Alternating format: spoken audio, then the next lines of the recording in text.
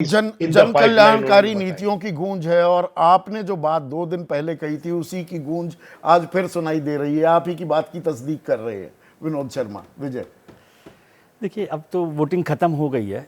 इस चुनाव को एनालाइज करें यदि खासतौर से आज की वोटिंग से 2-3 चीज़ें मुझे जो समझ आ रही है वो मैं समझाता हूँ।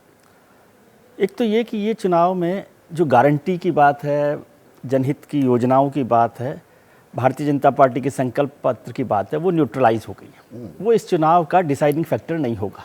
ओके, समझे, दोनों तरफ से बराबर बराबर सा है वो 450, 500, 10,000, 12,000। पर एक तरफ दिया जा रहा है, एक तरफ कहा जा रहा है हम देंगे। हाँ, तब भी बहुत डिसाइडिंग फैक्टर नहीं है। एक डिसाइडिंग फैक्टर जो मुझे समझ आ रहा है वो है दोनों पार्टियों में बगावत और गुटबाजी दोनों पार्टियों में रही। कांग्रेस वाले का जैसे आपने जिक्र किया, मैंने भी पहले कहा था, तो वहाँ कांग्रेस में अशोक गहलोत और सचिन पायलट का जो गुट है वो आखिरी दिन तक भी खत्म नहीं हुआ। और आज सवेरे तो जितनी साफ तरीके से सचिन पायलट ने कहा कि कोई एक आदमी चेहरा नहीं जिता सकता और अशोक जी ने कहा कि 200 सीटों पर मेरे चेहरे पर चुनाव लड़ा जा रहा है, तो वो गुटबाजी आखिरी मिनट तक रही। जो हमने उस दिन जिक्र किया था कि मनभेद जो है ना वो खत्म मुश्किल से होते हैं। और साझा रैली कर देते, वही बात साझा रैली कर लेते जो विनोद शर्मा तो अजब गजब खेल हो सकता था उनके शब्द। बिल्कुल ठीक बात है। तो वो गुटबाजी और दूसरे जो बगावत है, करीब करीब 20 बगावती लीडर जो है बीजेपी की तरफ से है और 15-20 के बीच में कांग्रेस की तरफ से है, तो वो भी एक डिसाइडिंग फैक्टर होंगे। हाँ, 19 बीजेपी के हैं और 16 कांग्रेस हाँ, के। तो वो लोग भी डिसाइडिंग फैक्टर होंगे। तीसरी बात, जो 40 सीटें ऐसी हैं जो 5,000 से कम वोट वाली है, वो तो है ही, लेकिन मैं कह रहा हूं उसमें से 9 सीटें ऐसी हैं 1,000 से भी कम, 1,000 से भी कम वोट, वहां बड़ा आंकड़ा वो है। और उसमें 100% सीटें, यदि पिछले चुनावों को देखें तो 100% सीटें बदल गई हैं। मतलब जिन सीटों पर 1,000 से कम वोटों की जीत रही है वो अगले चुनाव में उस पार्टी ने हार गई। समझे, चाहे वो बीजेपी हो या कांग्रेस हो। तो ये, लेकिन जो एक बारीक चीज मुझे समझ आई आज की वोटिंग से खासतौर से, वो ये है कि जिसे हम लॉ एंड ऑर्डर कह रहे हैं, लॉ एंड ऑर्डर बड़ा मुद्दा रहा, खासतौर से महिलाओं के अपराधों को लेकर एनसीआरबी को चर्चा भारतीय जनता पार्टी करती रही। लेकिन ये साहब, एनसीआरबी का लॉ एंड ऑर्डर का इशू पूरा तरह से पोलराइजेशन में बदल गया है आज की वोटिंग में। ये पूरा का पूरा कन्हैया लाल और जो दूसरे मसले हैं वो अंडर करंट में बीजेपी कम्युनिकेट करने में काफ़ी हद तक सफल रही है। ये आपको नतीजे बताइए। पोलराइजेशन को आप देखिए, तिजारा सीट है राजस्थान की अलवर में, जहां महंत बालकनाथ कैंडिडेट बने, एमपी से को विधायकी का चुनाव लड़ाया जा रहा है। हाँ। वहां पे दूसरी तरफ वो भी जो है सूफी संत हैं, मुस्लिम कैंडिडेट कांग्रेस के, वो मैक्सिमम वोटिंग टर्नआउट रहेगा मेरे हिसाब से।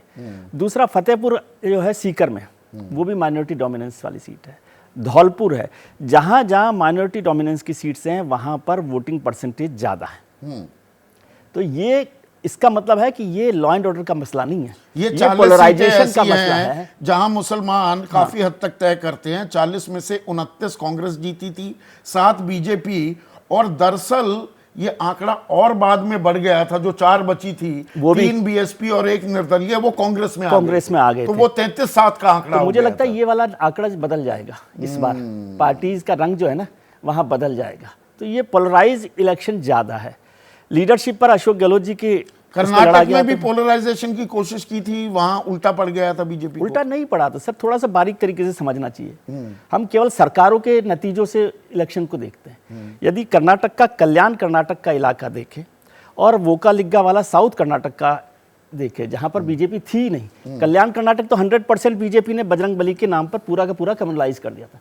जरूरी नहीं होता ना कि आप 100 सरकार बना ही लेंगे, आप कहां तक पहुंच रहे हैं और किस वजह से पहुंच रहे हैं। तो बजरंगबली का इशू मैं समझता हूं कर्नाटक में बहुत महत्वपूर्ण रहा था। भारतीय जनता पार्टी जहां तक पहुंची है वहां के लिए, नहीं तो वो उससे भी खराब परफॉर्मेंस में होती। मैं कर्नाटक का जिक्र, तो इसलिए ये कहना कि बजरंगबली नहीं चला, कम्युनल नहीं हुआ, ऐसा नहीं है। और राजस्थान में बगावत और ये law and order plus communalisation या ध्रुवीकरण या पोलराइजेशन, जो भी आप कहते हैं, वो बड़े इशू होंगे। लेकिन इस पूरा इलेक्शन अशोक गहलोत के चेहरे का इलेक्शन नहीं है।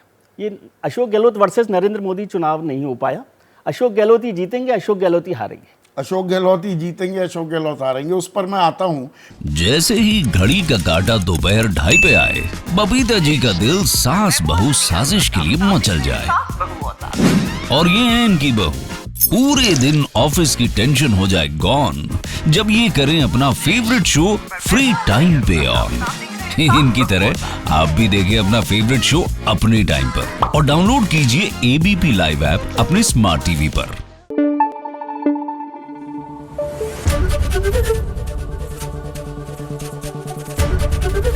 एबीपी न्यूज आपको रखे आगे।